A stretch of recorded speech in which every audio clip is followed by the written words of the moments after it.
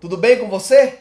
Aqui quem fala é o professor Tiago Meneghel, professor de administração do Instituto Federal de Santa Catarina, Campus Lages. Em videoaulas anteriores, nós conversamos sobre o mix de marketing, os famosos 4Ps. E começamos a conversar sobre as decisões de produto. Quais são as decisões que eu posso tomar em relação ao meu produto, aquilo que é ofertado pela minha organização, seja um serviço, seja um bem físico, para adequar essa oferta à demanda existente no mercado. É sobre isso que nós já estamos conversando nas duas videoaulas anteriores e vamos finalizar nesta videoaula. Por isso, convido você a caminhar comigo.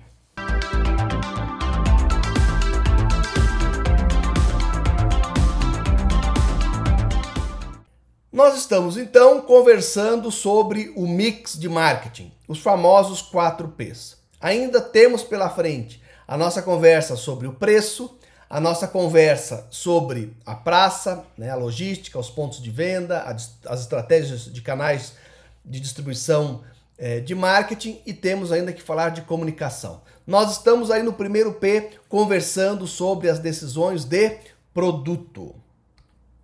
Nas videoaulas anteriores, nós falamos justamente sobre o conceito do mix de marketing e começamos a tratar então do tema produto. Falamos aí sobre o que é exatamente um produto, que ele pode ser um bem físico ou pode ser um serviço. Falamos dos níveis que temos aí na hierarquia de um produto e começamos a falar sobre a tomada de decisão em relação às características desse produto, em relação à variedade que eu vou ofertar no mercado, ao nível de qualidade que eu vou ter nesse produto, quanto de investimento em design eu vou fazer nesse produto, qual embalagem eu vou utilizar e também mostramos aí o case da Bracatinga.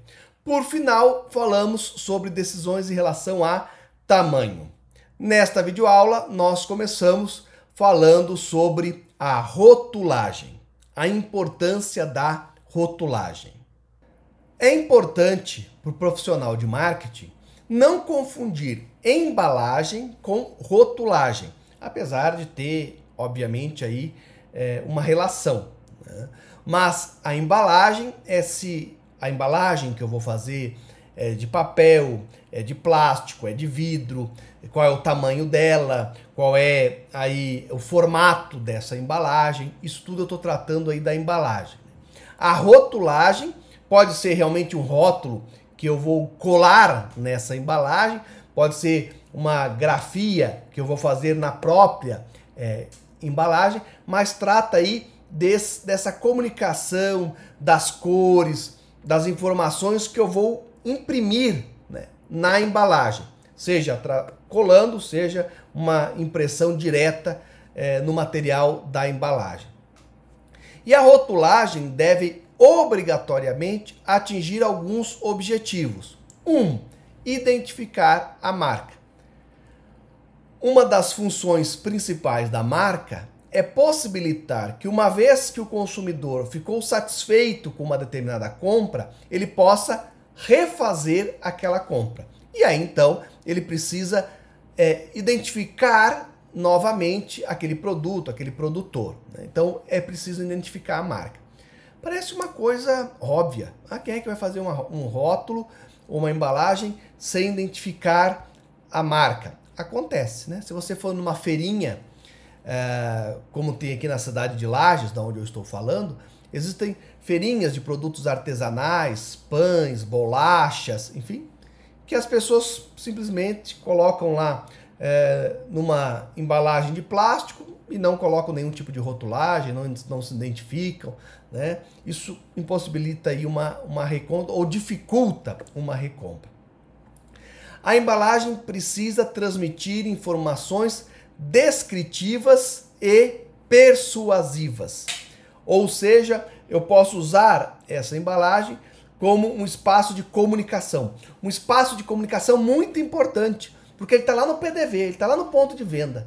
É a última chance que eu tenho de tentar convencer o cliente a comprar o meu produto e não o produto do concorrente. Então, se o meu produto tem ingredientes especiais, se ele é mais natural, se ele tem algum benefício funcional, tudo isso eu coloco essa informação ali, tentando fazer com que esse cliente seja persuadido a comprar o meu produto.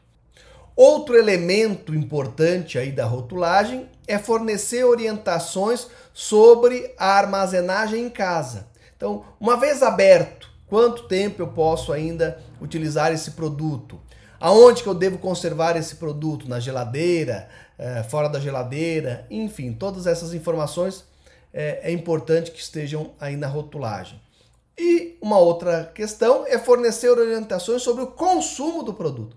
Então, como que eu devo consumir esse produto?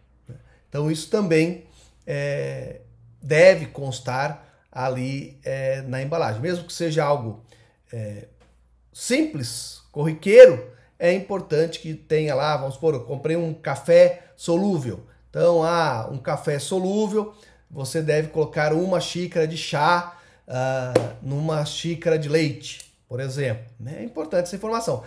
Um desavisado pode ali colocando colheres e colheres de café, imaginando que ele já vai automaticamente pegando a cor, né? Não só depois de mexer que vai ficar com o sabor e a cor desejada. Então é importante ter essas informações. Também é importante dizer que a legislação precisa ser observada. Então existem muitos produtos, por exemplo, de gênero alimentício, que existe uma série de normas, de leis, que dizem o que precisa constar na rotulagem.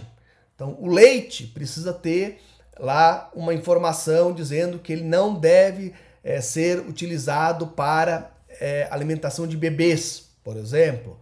Alguns outros produtos precisam ter lá um selo de autorização para comercialização. Os produtos precisam ter a tabela nutricional, entre outras questões que outros produtos de outros segmentos também precisam observar, não só aí os gêneros alimentícios. Em relação à rotulagem, é interessante lembrar que os elementos da embalagem devem harmonizar entre si e entre as decisões sobre determinação de preço, propaganda e outros fatores de marketing. Todas as decisões de produto, que nós já vimos nas videoaulas anteriores, tamanho, a embalagem, o design, níveis de qualidade, enfim, as características do produto, tudo isso precisa ser pensado em harmonia com as definições de preço, de ponto de venda e de comunicação. Só que a rotulagem ainda tem uma característica ainda mais importante, porque, como eu disse, é ali no ponto de venda, no PDV, a rotulagem ela é a última oportunidade de comunicação com o cliente. Então, aqui no slide, por exemplo, nós temos a psicologia das cores. Isso aí do universo do design. Então isso precisa ser muito levado em consideração. Se eu estou aí com um produto mais sofisticado, eu não posso utilizar cores mais extravagantes, que passam uma ideia de diversão e por aí vai. Preciso de algo mais sóbrio, mais formal. Se, em contrapartida, o meu público-alvo é justamente o oposto, eu quero passar uma ideia de algo mais festivo, mais descontraído, eu preciso me preocupar muito com a rotulagem.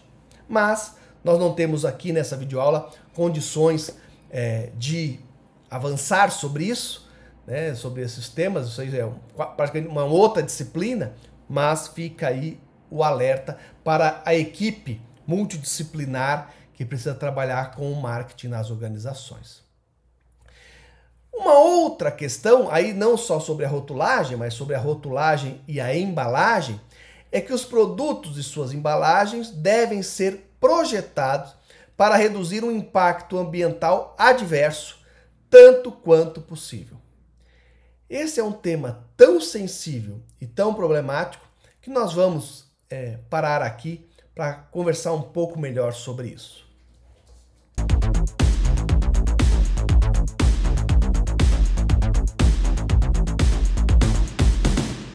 Nós estamos passando, nos últimos tempos, por uma crise climática, aquecimento global. Temos aí também um nível de conscientização da população sobre esses problemas aumentando consideravelmente a cada dia. E as empresas precisam ter muito claro o impacto das suas embalagens no meio ambiente. Do seu produto como um todo, mas de forma especial em relação aí às embalagens e às rotulagens, as tintas que são usadas, por exemplo, para a confecção do rótulo. Perceba, nós temos aí muitos fatores. Uma questão seria o objetivo da empresa de passar para o público-alvo uma ideia de um marketing verde, vamos chamar assim. Então, uma empresa que é posicionada dessa forma, uma Natura, por exemplo, ela precisa ter uma constância, um alinhamento entre todas as suas ações. Então, não adianta a Natura construir uma imagem de uma empresa que cuida do meio ambiente, que valoriza os povos nativos, que ajuda a conservação ambiental, que tem produtos ecologicamente corretos, e aí, na hora de embalar, usar plástico não reciclável e tudo mais, né? Então isso põe por terra todo o discurso, toda a imagem que a empresa está construindo. Mas é para além disso. Não apenas para as empresas que têm esse viés. Para essas, isso é um fato posto, não há discussão. Mas mesmo se eu tenho uma empresa que trabalha numa linha de baixo custo, que não tenta passar aí para o consumidor essa ideia, né, de uma empresa ecologicamente responsável e tudo mais. Mesmo assim, nós temos que ter preocupação. Em termos de sociedade mesmo. Nós vivemos num planeta que não há um lixão fora do nosso planeta e os níveis de plástico nos oceanos, de embalagens, está muito alto. E nós temos que ter essa consciência, como cidadãos, como empresas participando desse sistema. Temos que lembrar que a expectativa até a decomposição de um plástico é de mais de 400 anos. E o primeiro plástico produzido no planeta não tem 400 anos que ele foi inventado. Ou seja, o primeiro plástico ainda está por aí e vai ficar por aí por um tempo. Então, nós produzimos sacolas do supermercado, embalagens. Às vezes você compra um produto e esse produto vem embalado num plástico, esse plástico dentro de uma caixa, essa caixa dentro... Então, assim, é muita embalagem, é muito impacto ambiental, nós temos que atentar para isso. E por último, nós temos aí uma questão de legislação que vem se fortalecendo contra os impactos ambientais. Então, há poucos dias atrás, não sei quando você está vendo esse vídeo, então para você talvez possa fazer um pouco mais de tempo, mas há poucos dias atrás, o Tribunal de Direitos Humanos da União Europeia condenou um país, no caso a Suíça, a tomar medidas porque um grupo de pessoas processou o país porque ele estaria não tomando as medidas necessárias para o enfrentamento do aquecimento global. Então, nós temos aí, a partir de agora, uma certa jurisprudência que começa a ser feita, responsabilizando os países, e daqui a pouco e também as empresas, por sua postura diante do meio ambiente. Então, tudo isso é bastante complexo e a grande questão é, não podemos não tomar consciência dessas questões e precisamos, principalmente em relação às embalagens e às rotulagens, tomar decisões que contribuam aí para um planeta melhor para todos, ok? Voltamos aqui.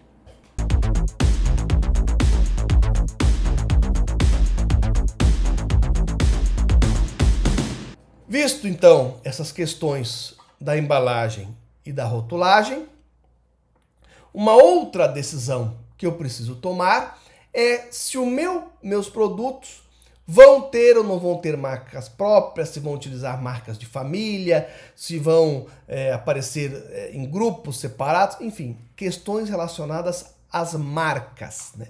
Nós aqui nessa videoaula não vamos aí entrar na parte de gestão de marcas e debater todas essas questões, não é o objetivo agora. No canal tem várias videoaulas sobre branding, falando justamente sobre isso. Mas aqui é importante a gente saber que decisões precisam ser tomadas. Então, por exemplo, aqui no nosso slide está aparecendo aí a Nestlé. A Nestlé, ela é uma empresa que ela assina todos os seus produtos. Então, no passado, nós tínhamos lá os biscoitos São Luís. Agora não existe mais. Agora o biscoito, ele é Nestlé. Nós tínhamos no passado a Iopa, que era a marca de sorvete. Agora são sorvetes Nestlé. Inclusive, por exemplo, há o biscoito Negresco, há o sorvete Negresco. Então, as submarcas, né, ou as marcas de seus produtos, também são utilizadas em grande parte aí dos segmentos que a empresa atua. Num outro lado, né, numa outra estratégia, nós temos, por exemplo, a Unilever. Então, a Maizena, a Kibon, o sabonete Dove, todos esses produtos pertencem à Unilever. Mas dificilmente alguém vai ficar sabendo que a Maizena pertence à Omo, que o Dove é do mesmo fabricante da Helmas e por aí vai. Qual estratégia é melhor? Depende do seu produto, depende das suas estratégias, depende do seu público-alvo, depende de todas as suas decisões de marketing. A grande questão que nós podemos falar é o seguinte: quando eu uso uma mesma marca em diversos segmentos, eu tenho uma diminuição de custos de comunicação, tá correto? Então assim, se o sorvete é Nestlé, se o biscoito, né, é Nestlé, se eu ainda uso a marca Negresco em vários segmentos, eu não preciso construir uma outra imagem, fortalecer uma outra marca. Uma mesma marca eu utilizo em vários segmentos. No caso da Unilever, todo o trabalho, todos os investimentos para a construção da marca Omo não impactam na Kibon. Todo o esforço para construir a Maizena não impacta na Helmas. Então eu preciso de mais esforço. Por outro lado, se nós tivermos uma crise em um segmento, no caso da Nestlé, isso se alastra por toda a empresa. Então vamos supor que nós tivemos aí uma contaminação, foi encontrado aí, vamos chamar assim, um objeto estranho dentro de um biscoito da Negresco. As fábricas do biscoito e do sorvete não têm relação nenhuma. Provavelmente, inclusive, são estados do país diferentes. Mesmo assim, a venda dos sorvetes Nestlé, em especial do sorvete Negresco, vai cair. Por quê? Porque na imprensa vai estar dizendo que teve problema lá com o biscoito Negresco. Correto? Agora, no caso da Unilever, se tiver algum corpo estranho, algum problema com a Helmas, não vai haver impacto nenhum nos sorvetes da Kibon. Correto? Por quê? Porque as pessoas não fazem essa relação. Então, da mesma forma com que na hora de investir eu tenho uma economia, quando eu uso uma mesma marca para vários produtos, do outro lado, se eu tiver uma crise, isso também se alastra. E não são só essas as duas opções de decisão que eu posso tomar. Eu posso tomar uma decisão, por exemplo, inclusive de não ter marca. Ué, como assim que eu vou vender um produto sem marca? Sim, eu posso usar uma marca de terceiro. Então eu posso, por exemplo, produzir algo e vender com o nome de uma rede de supermercados. E então a marca vai ser gerenciada pelo supermercado e não pela minha empresa. E por aí vai. Então existem muitas decisões em relação à marca que precisam ser tomadas e eu preciso pensar de forma estratégica junto com os outros P's e as outras decisões de produto para tomar essa decisão.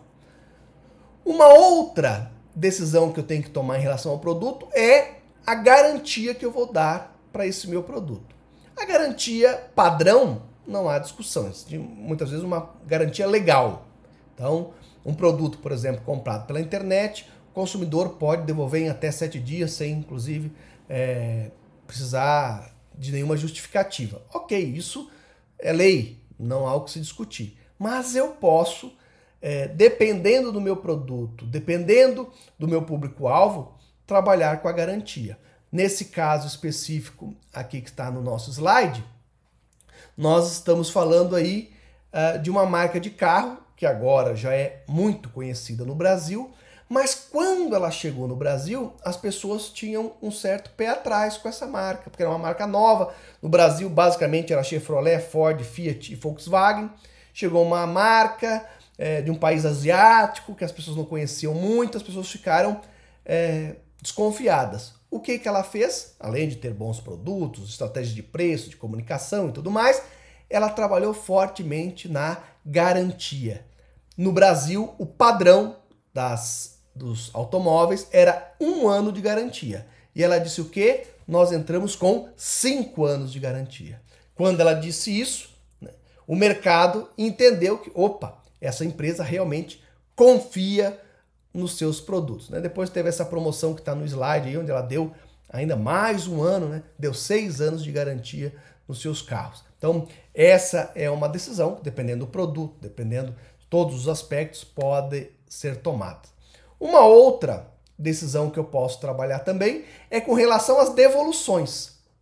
Tem aí até uma relação com a garantia, né? Mas nesse caso agora é o seguinte, o cliente pode devolver esse meu produto se ele ficar insatisfeito? Sim, não? Fora as questões legais, isso é algo que eu posso tomar. Promoções como essa que estão aí no slide, que dizem satisfação garantida ou seu dinheiro de volta, é aí uma das opções que eu tenho. E estamos chegando ao final da nossa conversa sobre as decisões que eu posso tomar em relação ao produto que a minha empresa oferece para adequá-lo aos meus clientes. É importante lembrar que ao fazer-se referência a produto no contexto do marketing mix, está se falando de algo mais que do simples produto físico que o comprador irá consumir ou utilizar.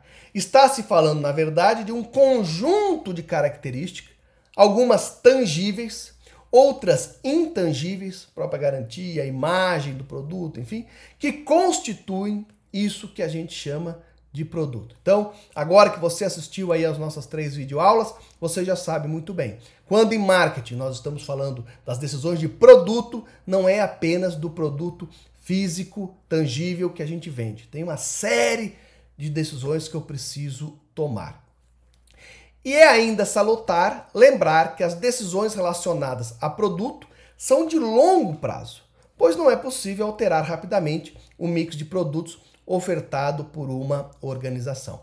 Então, essas decisões de produto são decisões que precisam de planejamento, de muita estratégia, muitas horas de dedicação, de conversa, de uma equipe multidisciplinar, envolvendo aí os engenheiros de produção, o pessoal das finanças da empresa, da produção, pessoal do marketing, das subdivisões do marketing, do design, da comunicação, enfim, todo mundo precisa estar aí entrelaçado e trabalhando como uma verdadeira equipe para tomar as decisões de produto. Isso não é, as decisões de produto não podem ficar apenas nas mãos lá do engenheiro de produção ou da pessoa lá da logística que está preocupada quanto vai caber dentro de um caminhão, certo? Então isso precisa aí de realmente um esforço coletivo da organização com uma participação muito efetiva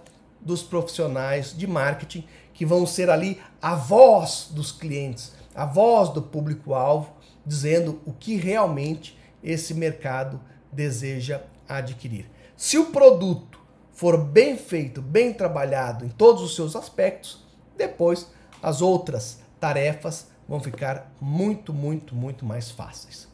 Ok, gente? Terminamos por aqui, mas temos ainda muitos aspectos a conversar em relação ao preço, à praça e à comunicação, à promoção. Mas isso são assuntos aí para as nossas próximas videoaulas. Já estou aguardando vocês. Até lá, um grande abraço e tchau, tchau.